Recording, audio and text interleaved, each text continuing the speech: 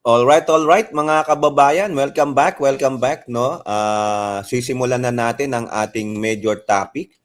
Okay, so ang tanong ko sa inyo, ano ang kasunod ng balde?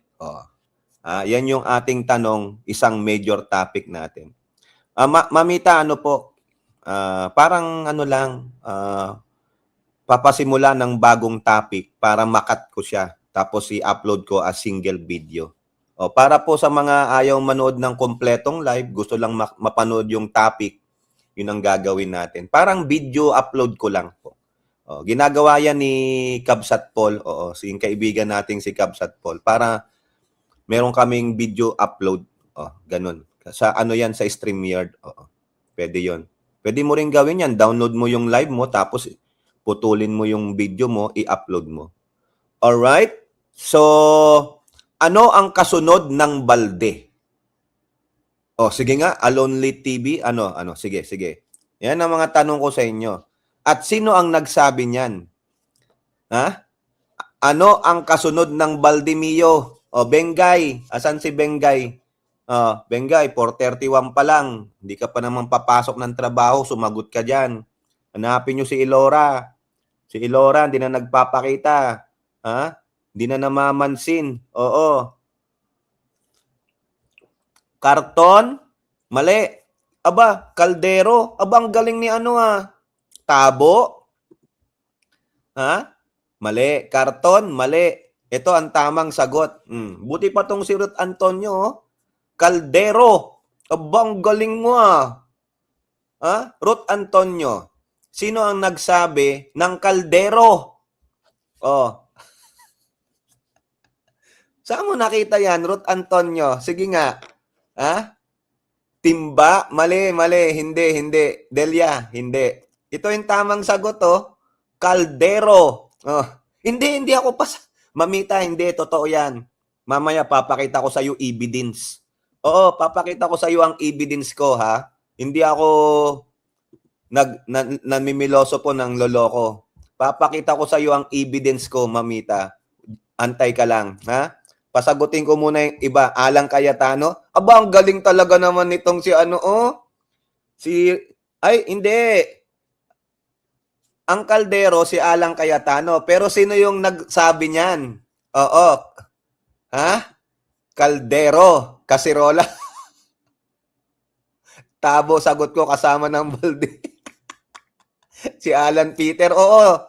Si Alan Peter nga yung kaldero. Alam nyo naman yan, di ba? Yung kuldron niya dun sa SEA Games. Oo. Kaldero. Kasama kawali.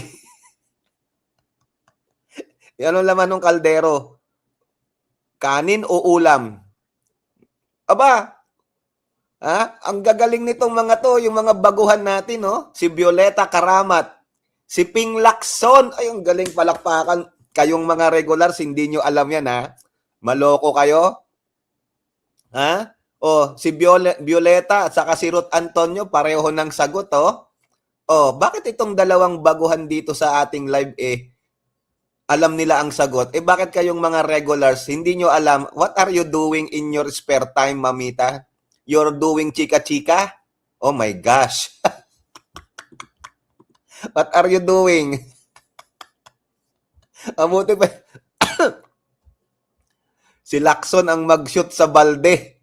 Oo, balde. Pero, ito na, Roger, Ito na, Mamita. For your benefit, Mamita, Ito na po, Totoo yan, ayan, Sa kanyang ex account, mga kababayan. Ang ganda ng picture ni Lacson, mga kababayan. Sige. Ikaw, Alan Peter, you poke the bear. Ayan na. Sa Ping Lacson official web page, official Facebook page, meron po yan din dito sa kanya. Ito, i-click natin ito. I-click natin yung mamaya na yan. Yan po, Taguig Ghost Infra Projects Update number 3. Aba? There is so much damning evidence. Naku, yari na. Talagang pinatrabaho siya, mga kababayan. Pinatrabaho ni Ping Lacson yung kanyang mga staff. Kasi napanood ko po yung interview niya sa isang radio show. Ang sabi ni Ping Lacson, Bakit ba ito daldal ng daldal? Sabi niya. Oo, ang ingay-ingay daw ni Alan Peter at siya ang topic. Kaya ang sabi niya sa mga staff niya, hanapin nyo yung Taguig flood control na yan. Hinanap nila mga kababayan, ayan, dahil sa kayabangan mo, Alan Peter, akala mo matitibag mo si Ping Lacson. Ayan, tinrabaho ka, oh. There is so much damning evidence. The plot thickens. The list lengthens. Patay na. The case is strengthens. Nako, yari. Oo, ha? If there is such a thing as shoot sa balde, we now have shoot sa kaldero. Efrenilo Saitana Jr., shout out sa'yo. Sabi niya, kung meron shoot sa balde, shoot sa kaldero. Ayan, ayan. Buti nga sa'yo, Alan Petrang Kabayo. Mabuti nga sa'yo. Masushoot ka ngayon sa kaldero. Kasi ikaw yun kaldero ka Sino yung shoot sa balde? Si Marcoleta. Na-shoot niya na sa balde. Ikaw ang next. Walang yaka Loko ka Inaano mo si Lacson, hindi ka naman pinakikialaman. O ngayon, Pandora's box ka ngayon. Loko-loko ka ito pa ang sabi niya mga kababayan dito sa kanyang official webpage yung kinilik natin kanina. Talagang masushoot ka sa kaldero. Ano pa? Yung kaldero mo lalagyan ng pintuan. Papasok ka sa pintuan ng Payatas Jail. Loko-loko ka kasi. Yan. Nananahimik si Lacson kung ano-anong pinagsasabi mo. Diyari ka. Ito pa mga kababayan dagdagan natin para lalong mawindang yung mga fans ni Alan Calderong Cayetano. Ito pa long story short, if we summarize this is a work in progress and the progress seems good. We have uncovered many pieces of evidence and talked to many potential witnesses. So this is not confined to one person. We think there are many others who may be implicated. Nako, ang sakit nito mga kababayan.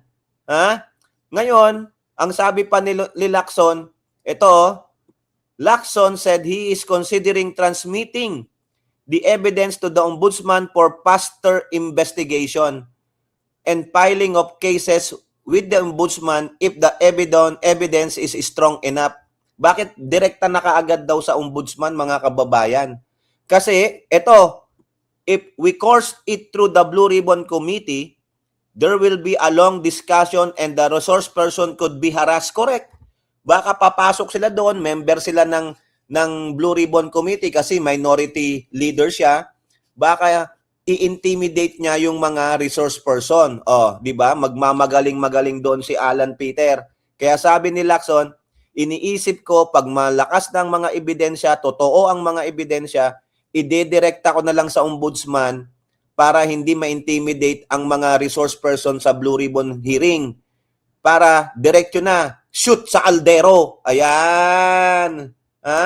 Yari ka. Tama to. Ako mag-agree ako dyan. Wag na. Wag yun nang patagalin pa yan. Parang tapusin nyo ng paghihinagpis ni Cayetano at tapusin nyo na rin ang paghihinagpis namin dahil sa kanyang palaging walang kwentang live selling. Doon siya nababagay. Saan? Sa Payatas Jail. Sabi nga ni Lacson. Ilalagay ko siya sa Payatas Jail. Doon siya nababagay. Yun nirephrase ko lang Lacson also reiterated, inulit-ulit niya, that while he is prioritizing the projects in Taguig City after Cayetano attacked his integrity, he and his team are not singling out Taguig. We always have the records and questionable projects in Taguig, but we have to initially focus on Bulacan and Occidental Mindoro and other areas. Now, Cayetano attack my integrity. Yung pala hindi ka pala pinapansin. Alam pala nila na may ghost project ka rin dyan sa Taguig. Hindi ka lang pinapansin. Mas pinaprioritize yung mga malalaki, yari ka. Yan nga sinasabi ko sa inyo. He poked the bear. Mark Rivera, shoutout sa'yo. Ingat-ingat. I instructed my staff to focus on Taguig because Cayetano has been making noise while trying to appear clean while making baseless accusations against me. O yan, yayari ka. O, ha? Yabang mo eh. Hindi ka pala pinapansin yung ano mo sa Taguig, pero alam nila na meron ka. Dahil ginagalang ka dahil ikaw ay kanilang kasamang bilang colleague sa Senado. Oo, oo, may pupuntahan ako, Christy Jam eh. Oo. Ha? Nakakahiya, no? O, mabuti naman yan. Buti nga sa'yo. Ha? Pilit mong, anong tawag doon, mamita? Yung ginago mo, si Ping Lacson, nananahimik, hindi ka nga pinakikialaman eh.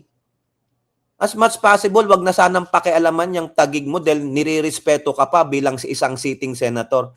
Pero dahil nga sabi ni Erwin Tulfo, na walang ka na ng tamang pag-iisip simula nung nasipa ka bilang isang Senate President, ayun, naging boy grasa ka na. Ha? Pre-trip ka pa. O, sige, ingat-ingat ka dyan, ayusin. Binirod, ikaw din, isa ka din dyan, ingat-ingat. Okay? So yan po, shoot sa balde. Tinatrabaho ka ng husto ngayon. Oo, poke the bear. O nga, he keep poking the bear. Sabi ng bear, don't touch me. No. Get away from me. Don't do it. Hindi, ganun ng ganon. Anong ginawa nung bear? Tinampal. Ayun, hindi pa tapos Hindi pa tapos. Update number 3 pa lang yan. Wala pang final update. Antayin natin yung final update. Baka ang final update, ombudsman. Diretso na daw ng ombudsman. Sabi ni Lacson, iniisip niya kasi ayaw na eh. Wag nang pumunta sa Blue Ribbon kasi baka i-intimidate nila yung mga kasamahan niya. Si Robin Padilla, si Amy Marcos, yung mga kasamahan niya, si Loren Ligarda. Ha?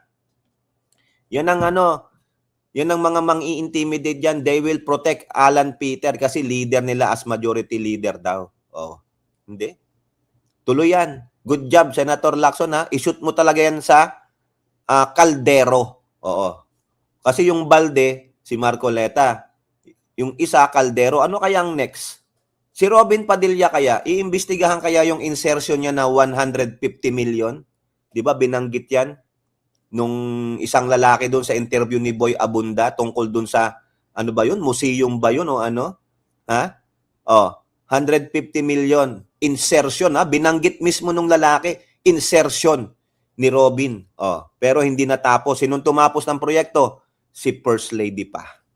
Dapat may imbestigahan din yan. Si anong magandang i-shoot? Saan isushoot si Robin? Shoot sa sili. Tama rin Bagyo. Shout out sa'yo. Alright? So, diyan po natin tatapusin yung una nating major topic na ano ang kasunod ng balde? Kaldero po. Eduardo Cuenca, shout out sa'yo.